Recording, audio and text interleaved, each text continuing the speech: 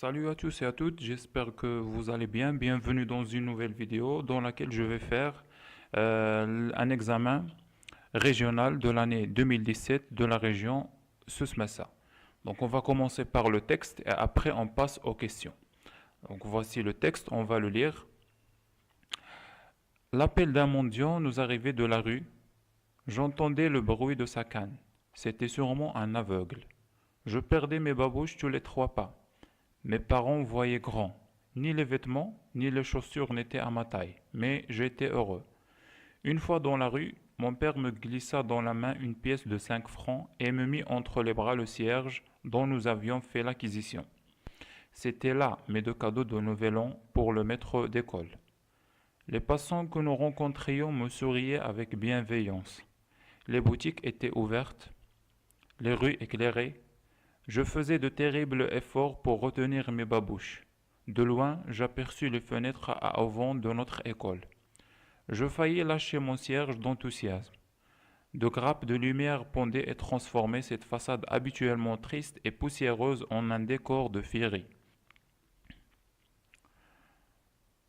Les lampes à huile diversement coloriées scintillaient et par leur seule présence créaient un climat raffiné de fête et de joie. Je hâtai le pas, les voix des élèves montaient claires dans la fraîcheur du matin. Elles rivalisaient de gaieté avec les dizaines de petites flammes qui dansaient dans leurs bains d'huile et d'eau teintée des couleurs de l'arc-en-ciel. Cette impression de fête fabuleuse s'accentua lorsque je poussai la porte du Msid. Donc voici 2 mots expliqués.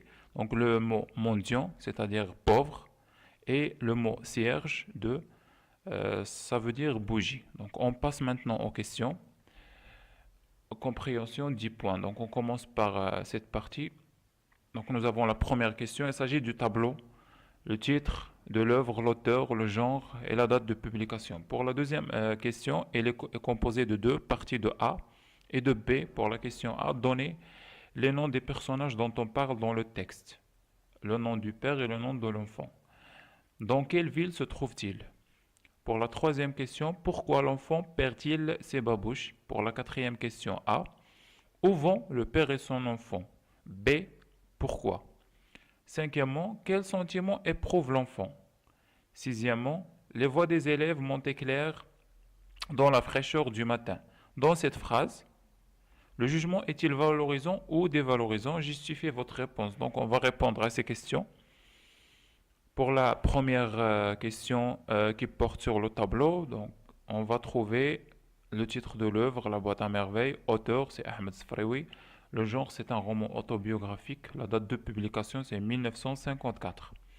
Deuxième question, donnez les noms des personnages dont on parle dans le texte. Donc le père, c'est Abdeslam et l'enfant, c'est Sidi Mohamed.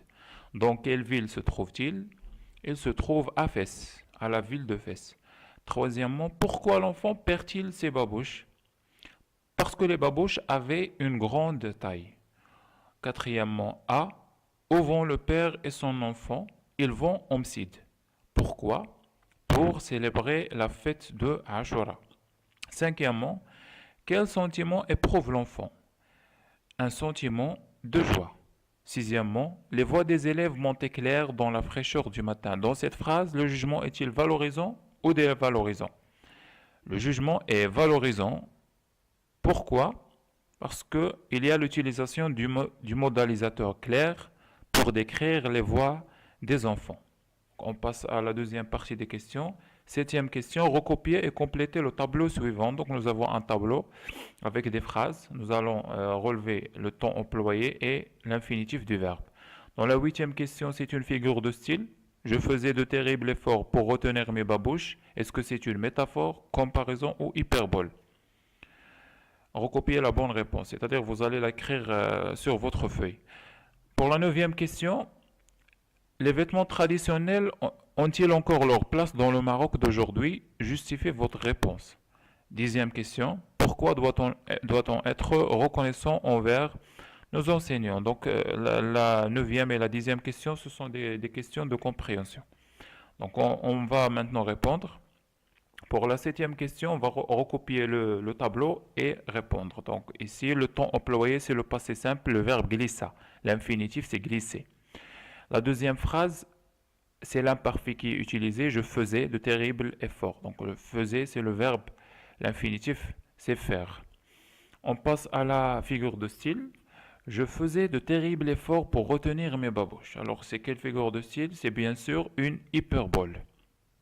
Il y a ici le mot terrible. Terrible effort. Pour la neuvième question, les vêtements traditionnels ont-ils encore leur place dans le Maroc d'aujourd'hui? Oui, bien sûr. Pourquoi? Parce que les vêtements traditionnels représentent notre passé. Par exemple, pour la dixième question, pourquoi doit-on être reconnaissant envers nos enseignants? Donc, on doit respecter et être reconnaissant envers nos enseignants parce qu'ils nous éduquent et nous donnent le savoir. Donc, voici la première partie de l'examen. Pour la production écrite, je vais la présenter dans la prochaine vidéo.